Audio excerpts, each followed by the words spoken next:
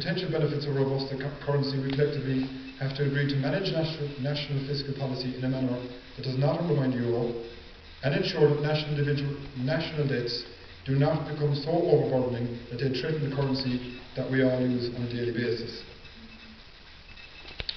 I would just like to say that I agree with Tom.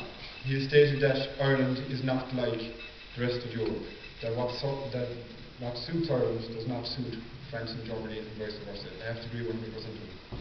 If you look at what happened to Ireland over the last 10 years, we've increased current expenditure in a decade by 140%.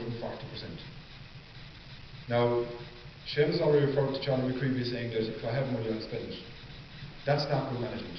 At a local level, or a national level, or an international level, that's not good management. Our current revenue income was only increasing by about 80% at the same time.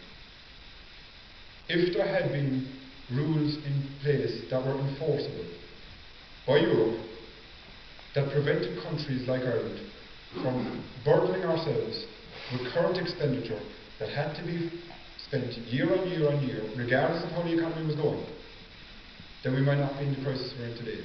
But the reality is that those rules might have been in place, but certainly were not enforceable.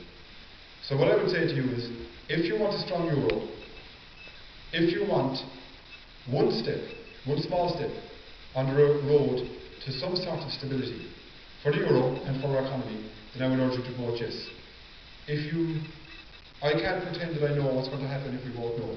There are too many unknown unknowns. We don't know if we'll have access to markets.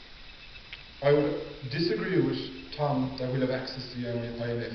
The IMF, as many people here know, have gone into economies around the world and have destroyed those economies by forcing them to reduce expenditure extraordinarily and therefore destroying their economies.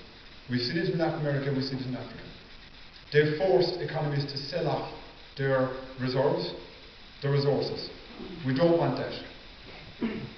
If Europe is not willing to give us money, why should the IMF give us money?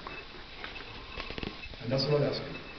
So don't be misled by the idea that the IMF are going to come in like the White Knights and give us money in 2014 if we're telling Europe we're not going to play by rules that will allow us to access the European Stability Mechanism. So I'd say overall, if you want good management from our future Minister for Finance, from future governments, then this is just one part of that proper management.